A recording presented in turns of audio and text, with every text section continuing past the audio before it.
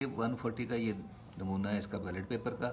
इसमें ट्रिक ये उन्होंने किया हुआ है कि अवैस मोहम्मद अवैस जो तहरीक इंसाफ के हैं उनका सबसे ऊपर लिखा हुआ है और शेर का निशान सबसे नीचे है। ये मियाँ जलील साहब पिछले इलेक्शन में लड़े हैं, घड़ियाल है इनका, मरगूब मगल TLP है और ज़हूर अहमद साहब जो पीपल्स पार्टी के, उनको सेंटर में रखा हुआ है। ट्रिक इसमें यह है कि अगर आप इसको इस साइड से फोल्ड करते हैं, इस पे निशान लगा के, और स्याही को सुखाते नहीं हैं तो उसका निशान एग्जैक्टली शेर पे आता है।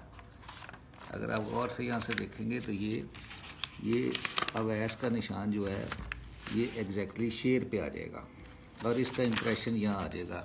गिनने वाले इसे फिर शायद इसमें ना गिने बल्कि इसमें गिने।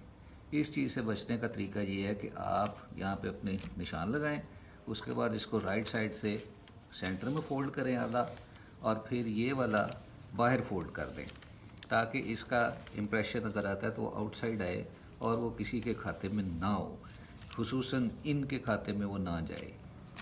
तो ये एक इलेक्शन कमीशन ने अपनी तरफ से एक ट्रिकी किया है, सिचुएशन बनाई है कि तहरीक इंसाफ के वोट कम से कम हो और हम उसे दूसरे खातों में काउंट करें।